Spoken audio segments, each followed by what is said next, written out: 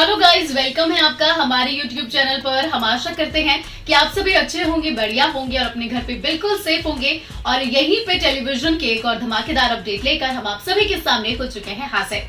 Serial इश्क में मजा हुआ सीजन 2 के आज के एपिसोड के एक और ताजा तरीन अपडेट लेकर हम फिर से आप सभी से रूबरू हो चुके हैं। तो यहाँ पर आखिर व्योम और वंश का क्या रिश्ता है, क्यों दोनों के बीच में एक अच्छी दोस्ती थी वो दुश्मनी में बदल गई, अब ये सारी सच्चाई रिद्धिमा को पता चलने वाली है। जी हाँ, व्योम एक बहुत बड़ा इल्जाम वंश के ऊपर लगाने वाला है, जिसको सुन के रिद्धिमा के पैरों तले मानो जमीन ही खिसक जाएगी। दरअसल यहाँ रिद्धिमा जानना चाहती है कि क्यों व्योम मारना चाहता है वंश को, जिसके बाद फाइनली व्योम अपनी चुप्पी तोड़ता हुआ नजर आएगा। वो रिद्धिमा को बताएगा कि कैसे उसकी जो बेटी है वंश उसका हत्यारा है। यहाँ उसकी सिर्फ बेटी ही नहीं बल्कि उसकी पत्नी का भी वंश हत्यारा है, लेकिन इस बात को रिद्धिमा सिरे से नकारती हुई नजर आने वाली है।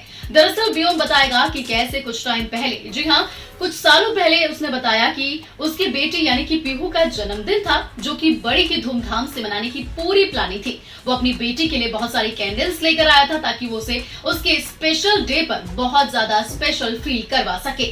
मगर जैसे ही उसने कैंडल जलाई, वो रिद्धिमा को बताता है कि वंश ने उसकी पूरी जिंदगी जला कर राख कर दी। लेकिन रिद्धिमा होगी कि इस बात को मानने से साफ इनकार करती हुई नजर आएगी। वो समझाएगी व्योम को कि वो जो भी सोच रहा है, जो भी कह रहा है वो बिल्कुल गलत है, उसे कोई बड़ी गलतफहमी यहाँ पर हुई है, वंश ऐसा नहीं कर सकता है। जिसके बाद व्योम बोलेगा रिद्धिमा से कि अगर उसे उसकी बातों पर यकीन नहीं होता है तो वो वंश से अपने होने वाले बच्चे की कसम खिलवा कर उसे सच्चाई जान सकती है। रिद्धिमा भी यहाँ यही कहती है व्योम से कि अगर उसे इस बात पर शक है तो वो ये जरूर करेगी। वंश अपने बच्चे की कसम जरूर खाएगा और सच्चाई बताएगा, और वो वापस से आके उसे यही बताएगी कि वंश ने कुछ नहीं किया है, ना ही उसकी बेटी को मारा है और ना ही उसकी पत्नी को मारा है। जिसके बाद अब आप देखने वाले हैं कि कैसे जो रिद्धिमा है वो वंश के पास जाकर उसे कई सवाल करती हुई नजर आने वाली है, क्योंकि व्योम और रिद्धिमा की बातों से तो यही साफ हो रहा है कि अब रिद्धिमा वंश से कई सारे सवाल करेगी। मगर आपको बताते चले कि ऐसा भी हो सकता है कि रिद्धिमा के सवाल से वंश बुरी तरीके से एक बार फिर से टूट जाए, क्योंकि वंश को लगे कि रिद्धिमा को उसके ऊपर विश्वास नहीं है। रिद्धिमा जो सवाल कर रही है, क्या वो जानती है कि वो क्या पूछ रही है अपने पति से? क्या उसे सच में ऐसा लगता है कि वंश किसी बच्ची को या किसी की पत्नी को मार सकता है किसी भी वजह से? क्योंकि वो कभी भी ऐसा नहीं कर सकता।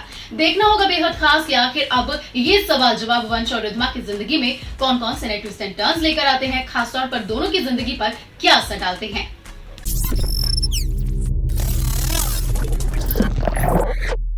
Audio Jungle।